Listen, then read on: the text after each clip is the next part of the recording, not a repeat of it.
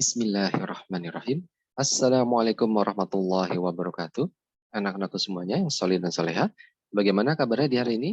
Mudah-mudahan Allah Subhanahu wa Ta'ala berkenan melindungi, menjaga dan merahmati kita semua, sehingga kita masih dapat beraktivitas walaupun dalam suasana pandemi.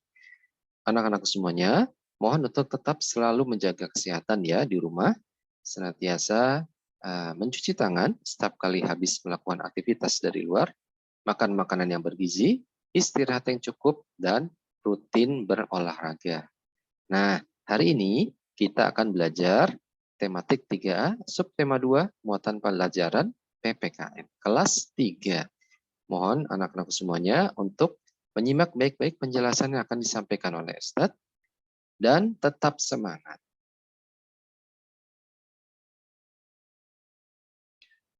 Kita akan belajar hari ini mengenai nilai-nilai yang terkandung dalam sila kedua Pancasila.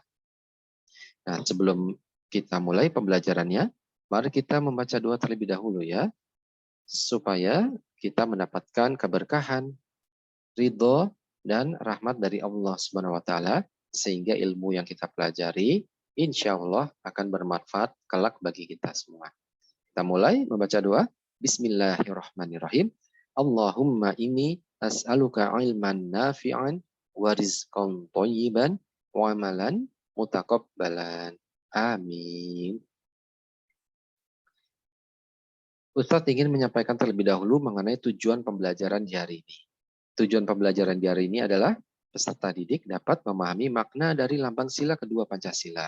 Kemudian, peserta didik dapat memahami nilai-nilai yang terkandung dalam sila kedua Pancasila.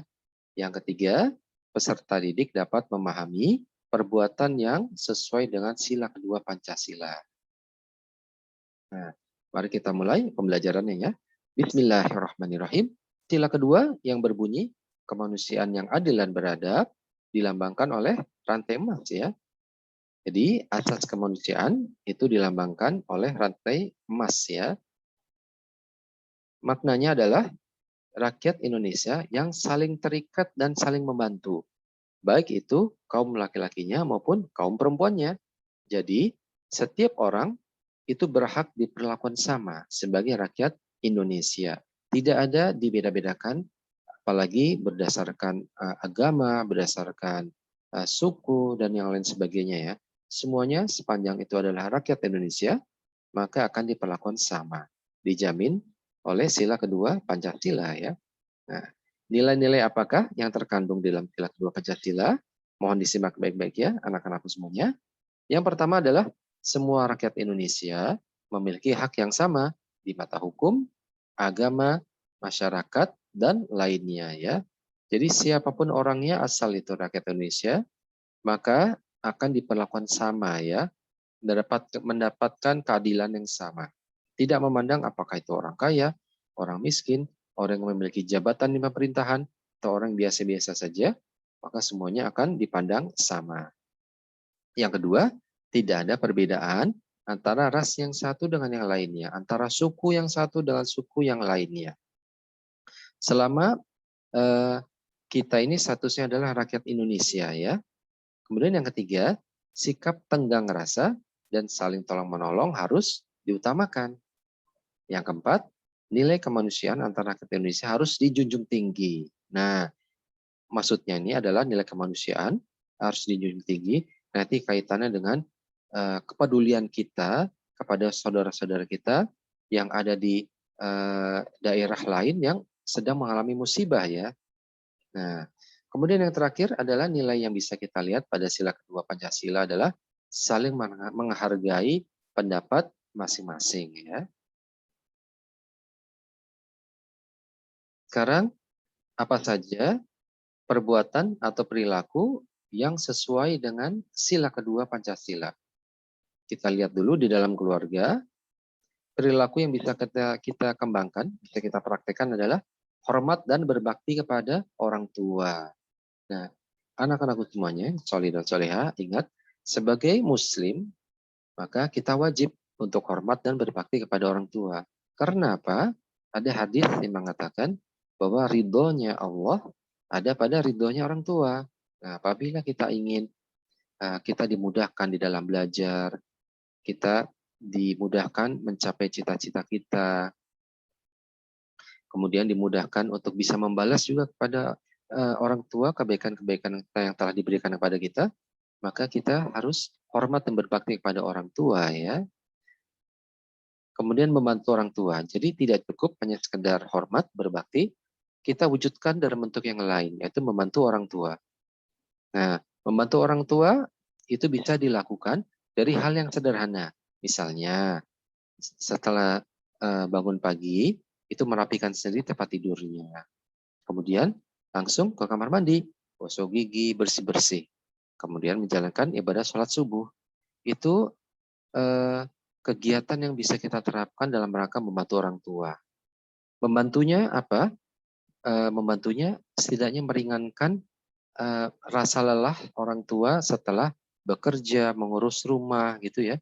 Apabila melihat anak-anaknya menjadi soleh, soleha, itu orang tua tuh akan merasa senang. Sehingga rasa lelah itu setelah mengurus rumah, bekerja, mencari nafkah itu akan hilang.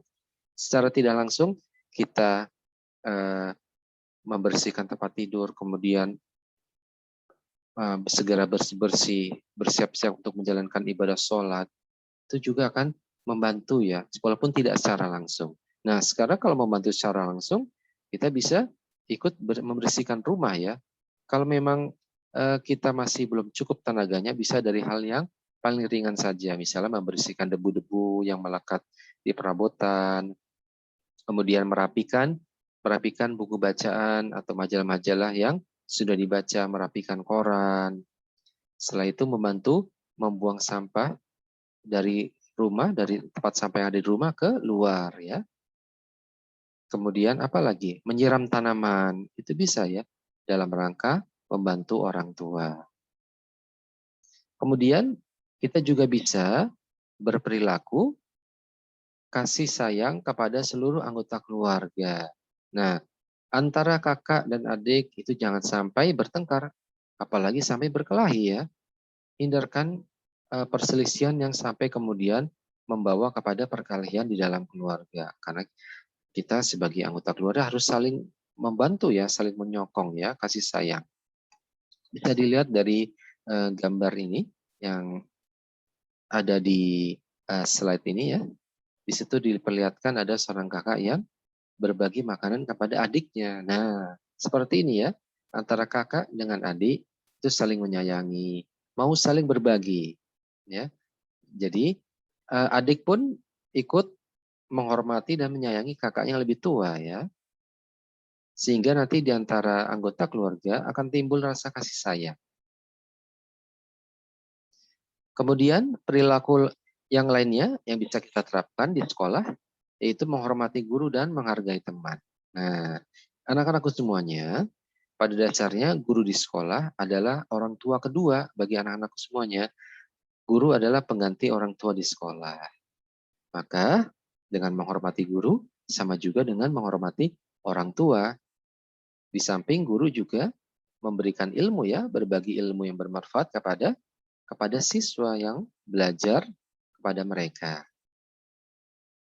Kemudian di sekolah, sikap yang lain yang sesuai dengan sila kedua Pancasila adalah tidak membeda-bedakan teman.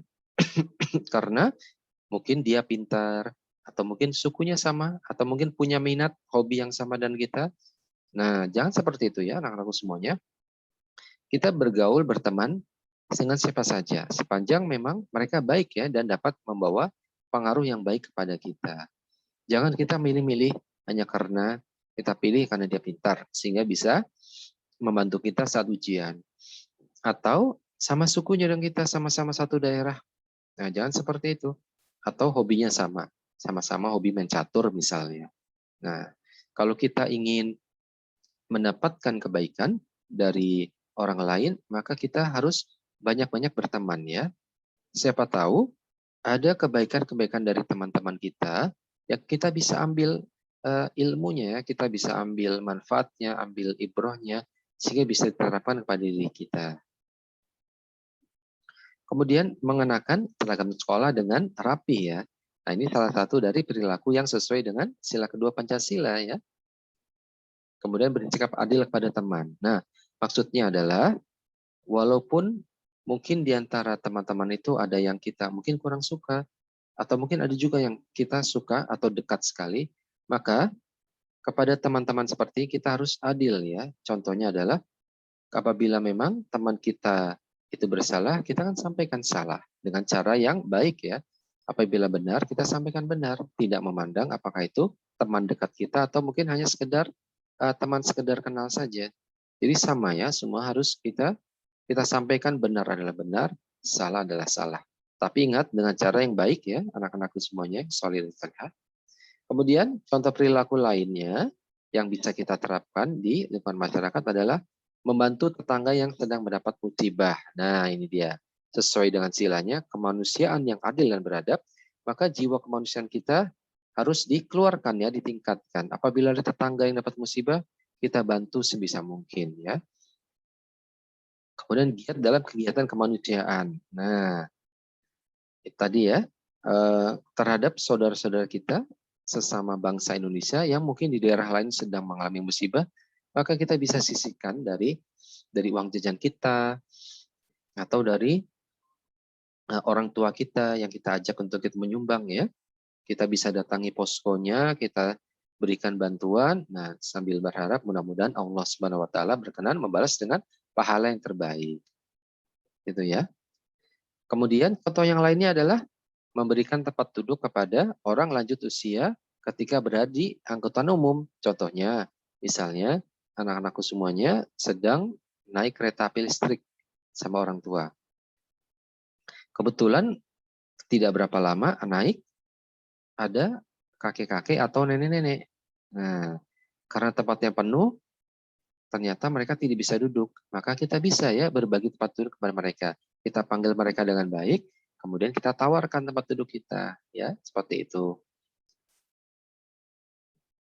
Nah, anak-anakku semuanya, ini semua adalah perilaku perbuatan yang sesuai dengan sila kedua Pancasila. Silakan anak-anak semuanya bisa mengaplikasikan di kehidupan sehari-hari. Silakan dari yang paling sederhana saja. Dan dirutinkan ya, karena setiap perbuatan baik akan mengundang perbuatan baik berikutnya ya. Dan inilah yang diharapkan dari seorang muslim ya, senantiasa berada dalam kebaikan. Setelah melakukan satu kebaikan, kemudian dilanjutkan dengan kebaikan yang lain. Sehingga hidupnya adalah penuh dengan kebaikan ya, kebaikan. Dan setiap waktunya isinya kebaikan-kebaikan.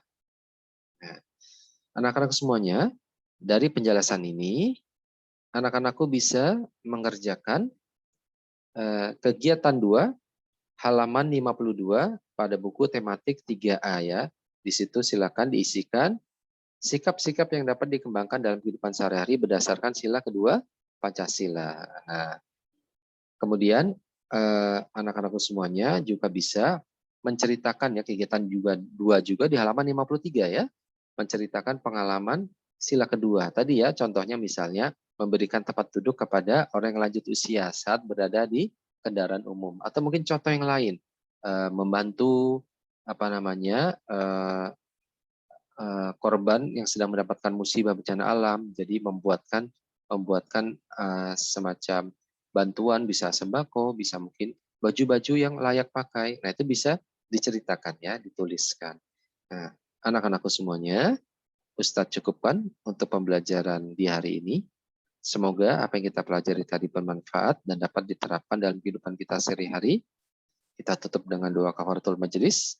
Subhanakallahumma wa bihamdika asyhadu an la ilaha illa anta astaghfiruka wa atubu ilaik.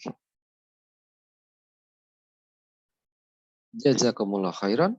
Wassalamualaikum warahmatullahi wabarakatuh.